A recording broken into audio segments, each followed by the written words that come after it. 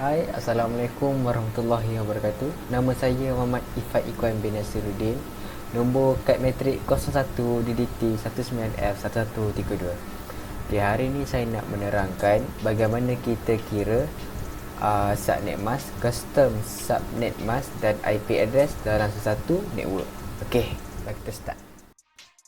Okey, sekarang kita mempunyai satu topologi network iaitu yang mempunyai 7 local area network. Okey, yang pertama ialah LAN A1, A2, A3 dan LAN B1, B2, B3 dan LAN C. Sekarang untuk permulaan kita akan kira LAN A1 terlebih dahulu yang mempunyai 500 host. Network address untuk LAN A1 ialah 172.20.16.0. Jadi untuk seterusnya, untuk kira custom subnet mask dia ialah dengan cara begini. Pertama kita kena tahu yang bahawa LAN A1 memerlukan 500 host. Jadi kita perlu kuasakan 2 dengan apa untuk melebihkan, untuk tampung host yang dia perlukan. Contohnya LAN A1 ada memerlukan 500 host. Jadi 2 kuasa berapa untuk dapatkan lebih dari 500 host tu. Jadi saya buat 2 kuasa 9 akan dapat 512. Akan dapat 512. Jadi secara automatiknya akan dapat menampung 500 host tu lah. Jadi untuk pengiraan custom subnet mask, kita akan yang kosong ni kita mempunyai 9 kosong. Kenapa? Sebab kita dah ada kuasa 9. Jadi kita akan start kosong dari belakang ni. Sini sudah 8, tambah sini jadi 1 tambah 8 jadi 9. Selepas begini kita kena convertkan binary ni kepada hexadecimal, iaitu 255.255.254.0 selepas ditukarkan. Kemudian yang kedua ialah kita perlu kira number of valid host, 2 kuasa 9. Untuk inilah 512 dan 512 tolak 2 akan dapat 510. Number of subnet 207. Kenapa? Sebab kita telah pinjam 7 1 dalam oktet yang ketiga. Kenapa kita ambil oktet ketiga? Sebab network address ni berada dalam kelas B, so bermakna dia akan ada pertukaran di sini. Untuk yang dia akan di sini. Jadi kita perlu start kira 7 ni dari sini. Sekarang kita ada 7 1 2 3 4 5 6 7. Jadi secara automatik akan jadi 2 kuasa 7. Jadi kita akan ada 128 subnet. Untuk range LAN A1 ni 256 tolak 254 sama dengan 2. Okey. Addressing scheme untuk LAN A1 kita ada 128 subnet, tapi saya kira sampai 84 lah sebab banyak kan. Jadi untuk teruskan boleh je nak kalau sampai 127, tapi menggunakan konsep yang sama lah. Kiranya dia akan guna pengiraan yang sama. Okey, untuk permulaan kita boleh letak network address dalam 127.20.16.0 seperti di sini. Okey, kemudian kita akan gunakan range iaitu 172.20.18.0. Okay, kenapa? Sebab 16 campur 2 akan jadi 18. Dan keputusan sampailah ke subnet yang 127. Untuk pengiraan broadcast address ialah kita akan ambil dari sini 172.20.17.255. Kenapa 17? Sebab kita akan kira dari sini 18 tolak 1 17. Dan so akan berterusan sampailah subnet 1. Contohnya sini 20 tolak 1 16. 22 tolak 1, 21. 24 tolak 1, 23 sampai lah bawah. Okey, untuk valid IP address ialah kita akan gunakan pengiraannya macam ni 1272.20.16 tambah 1 dekat belakang ni, dia akan jadi macam ni. Dan untuk sehingga yang belakang ni kita akan tolak dari broadcast address. So dia akan jadi macam ni lah, 172.20.17.254. Kenapa 254? Sebab dia tolak 1 dari broadcast. Ini kenapa 1? Sebab dia dah tambah 1 dari network address. Jadi akan gunakan pengiraan yang sama seperti macam ni sampailah ke subnet yang 17. Jadi untuk seterusnya, subnetting for LAN A2, kita ada kita tahu bagaimana kita tahu LAN network address LAN A2 ni 172.20.18. Kita akan ambil dari address scheme subnet ni. Kenapa? Sebab branch A iaitu ni. Okey, ini kira subnet yang pertama, ini kira subnet yang kedua, dan ini kira subnet yang ketiga. Jadi subnet pertama ialah subnet kosong, network address dia ialah kepada LAN A1. Untuk subnet yang kedua, kita kena ambil yang ini, LAN A2. LAN A2 punya network address. Kita akan bawa ambil ini, copy ke sini. Jadi kita LAN A2 memerlukan 250 host. Jadi untuk menampung 250 host, kita perlu 2 kuasa dengan 8. Seterusnya akan pengiraan dia untuk LAN A2, LAN A3 semuanya akan sama seperti LAN A1. Jadi dia hanya pengiraan yang berulang dan kena elakkan pada kecuaian lah untuk mendapatkan IP address yang betul dan network address yang betul. Yang paling penting ialah bila sudah habis de-addressing scheme, kita perlu untuk sambung yang ke LAN yang seterusnya, kita kena ambil subnet yang pertama dari yang atas ni. Contohnya LAN A1, untuk dapatkan LAN network address LAN A2 ni, kita kena ambil network address dari LAN A1 yang subnet yang pertama. Contohnya macam ni. Dah betul sini. So dia akan tarik ke bawah. Sama je. So dia akan lebih kurang macam ni lah. Ini dapat dari mana? 172.20.19.0 dapat dari subnet yang pertama, network address. Network address yang mana? Yang dari LAN A2. Subnet yang pertama LAN A2. So dia teruskan, dia akan jadi sebeginilah. 205 host, 208, sebab 208 dapat 254. Ini 8 dari 8 kosong. Bila dia convertkan jadi 25.25.5.0. Number of subnet ialah 208 sama dengan 256, dan range 256 tolak 25 sama 1. So 18 tambah 1 19, 20 tambah 1 21, 18 untuk broadcast address. 18 tolak tambah ni 19 tolak 1 18. So dia akan berterusan ke LAN A3.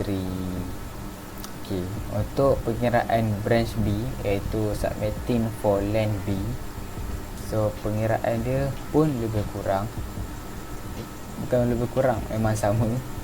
Jadi kita kena tahu network address untuk branch B iaitu 172.30.16. Jadi kita dah tahu network address untuk LAN B1 iaitu 172.30.16.0.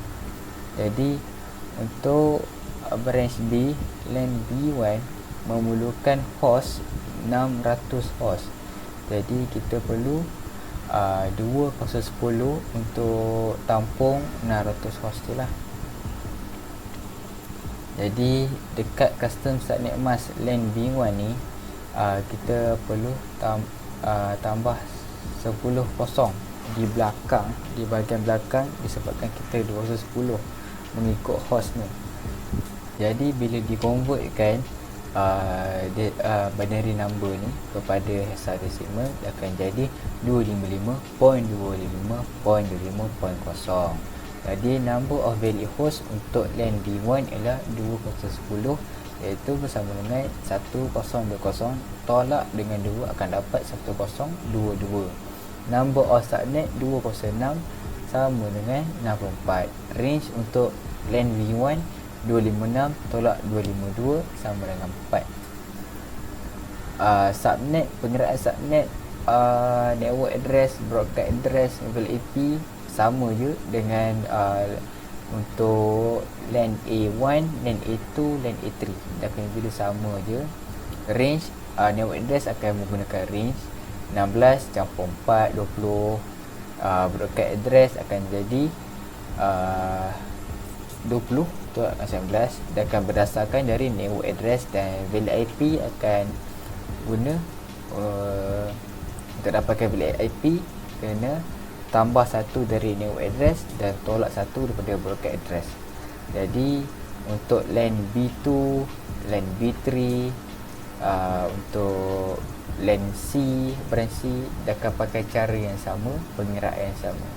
Jadi untuk seterusnya, kawan saya akan menyambung video ni dengan cara-cara untuk configure dan masukkan IP address ke dalam device dan sebagainya lah. Okey, sekian saja dari saya. Terima kasih. Assalamualaikum warahmatullahi wabarakatuh. Nama saya Muhammad Syafiq bin Sali, nombor metrik 01 DDT 19F 1230. Okey, sebelum ini kawan saya telah menerangkan cara-cara untuk mengirim subnet untuk branch A dan B. Hari ini saya akan terangkan cara untuk configure semua device kat dalam packet tracer. Let's go. Okey, selepas buka packet tracer, kita kena masukkan semua device dan connection berdasarkan table 2 addressing table, dan tukar semua display name untuk semua device. Okey, pertama yang kita nak configure ialah PC. Kita akan configure semua PC. PC A1. PC A1 menggunakan 10 valid IP dan first valid IP sebagai default gateway. So, desktop configuration. So, first, saya 10 valid IP bagi LAN A1 ialah 172.20.16.10.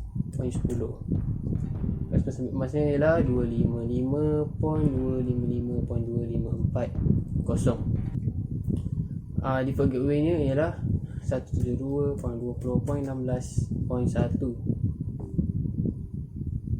Selepas itu DNS server. DNS server ialah IP address DNS server. 172.70.16.2. Selepas itu PCA2. PCA2 menggunakan 11 valid IP dan first valid IP sebagai default gateway untuk LAN A1. So, desktop IP configuration. IP address ialah 172.20.16.11. Kata submit masknya ialah 255.255.254.0. Default gateway ialah 172.20.16.1. DNS server 172.70.16.2. Repeat step tadi untuk semua PC pada setiap LAN. Okay, selepas dah isi semua IP address ke dalam semua PC, kita akan configure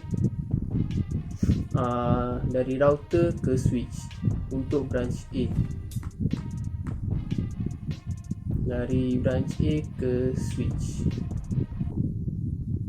kita tak boleh terus configure daripada router kerana router ni gelap. So kita kena tambah satu PC baru dan konsol kabel. Ambil port RS dan port konsol. So masuk di dalam terminal pada PC baru, kita akan setkan enable, masuk dalam configuration mode. First thing, kita kena set hostname terlebih dahulu. Hostname branch A. Selepas itu, selepas hostname, kita set enable secret DFC 20143. Seterusnya line console 0, password ppt, login, exit. Seterusnya line console, line vty04, password ppt, login, exit. Selepas dah set up semua hostname, password, kita buat banner MOTD,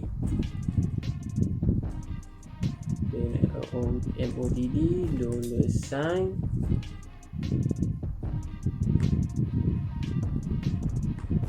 kita copy ni, paste ke sini, nak tambah $sign di belakang. Selepas siap set up hostname semua, kita akan configure daripada router ke switch. Bermula dengan switch A1.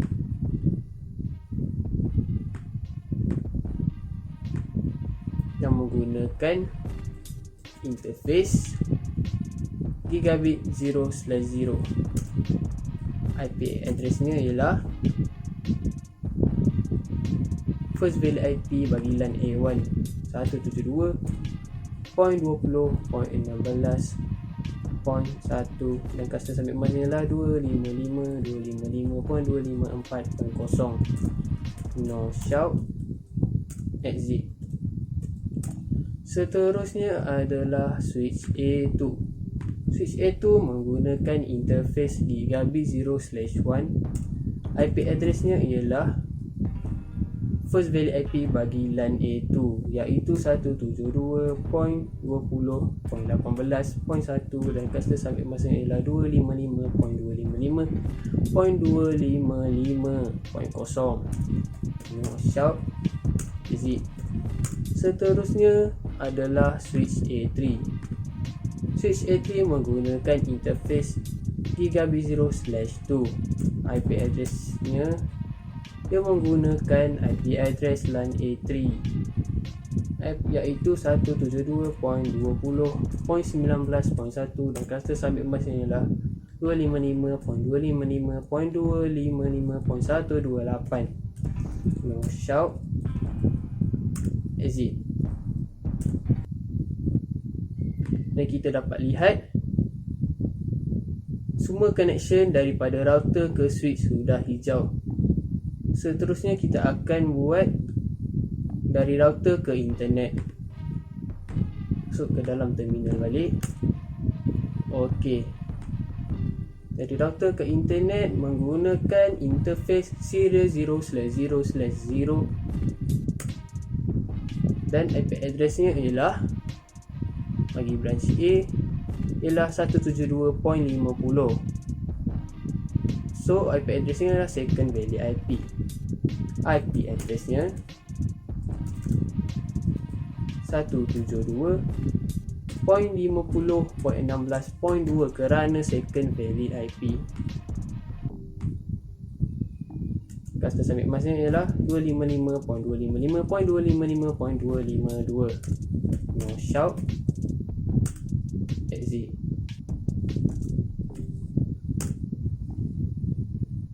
Dan semua connection di branch A sudah hijau. Ulang balik step tadi dekat branch B.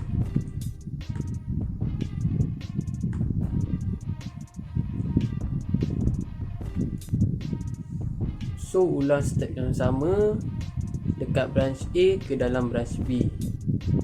So saya buat ini, saya buat hostname, password dan MUTD.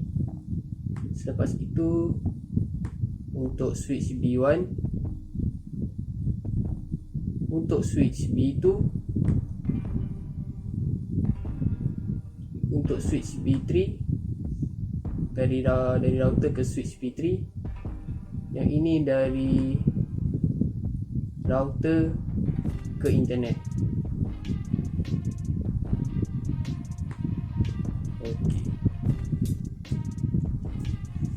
Okey, sekarang kita pindahkan konsol kabel ke branch C kerana kita nak configure branch C pula. Masuk terminal. Macam biasa kita setkan hostname dan password terlebih dahulu.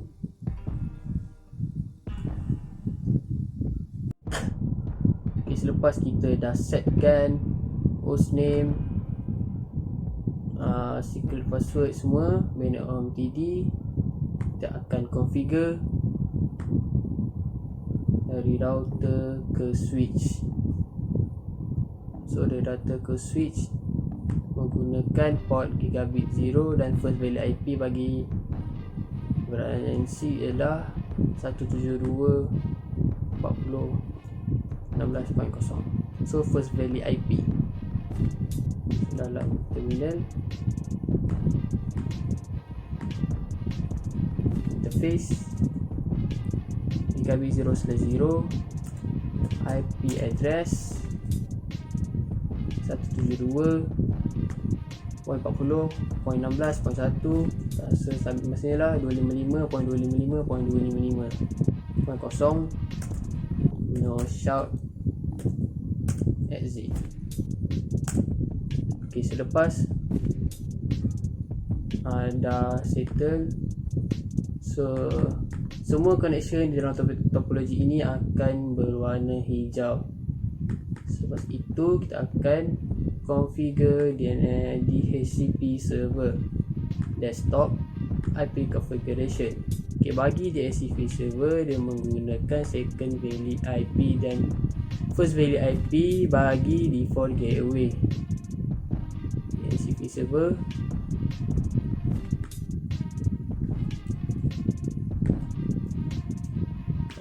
masnya lah 255.255.255. Default gateway ialah first valid IP. So tukar jadi 0.1.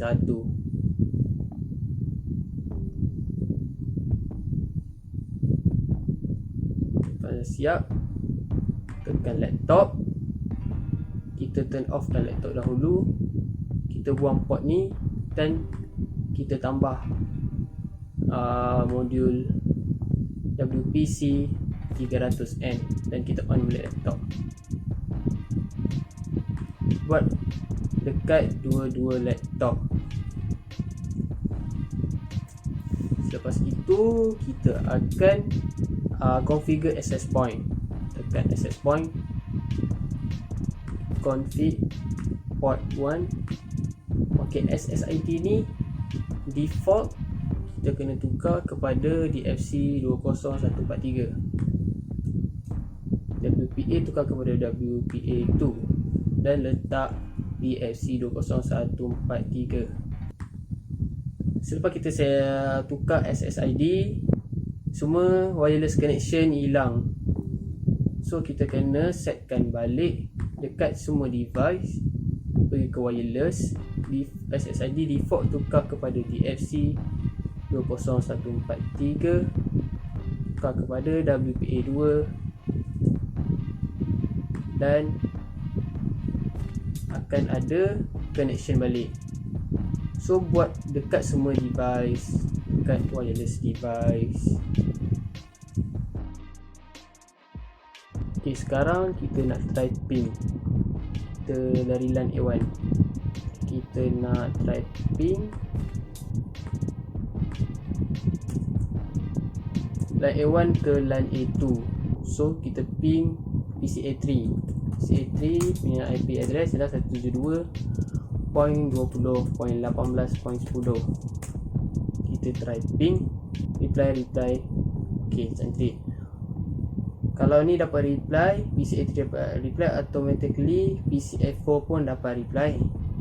So kita try LAN A3 pula untuk PCA5. Ping dan IP address untuk PCA5 adalah 172.20.19.10. Kita try ping. Okay, reply dan reply bagus. Okay, seterusnya kita ping LAN B1 iaitu PCB1. Ping 172.30.16.10. Kita try ping.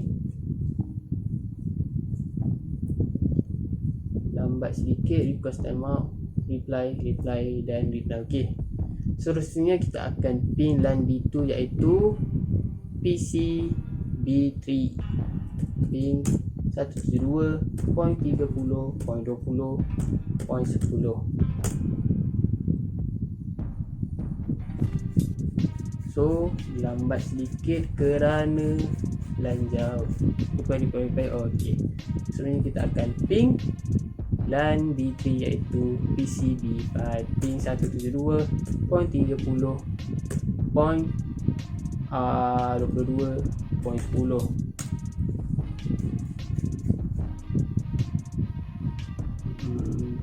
Request time out, reply. Okay, nampaknya semua verify connection berjalan dengan lancar. So sekian saja daripada kami. Harap puan dapat memahami apa yang kami bentangkan ini. Terima kasih. And if I'm being honest, it might have been a nightmare.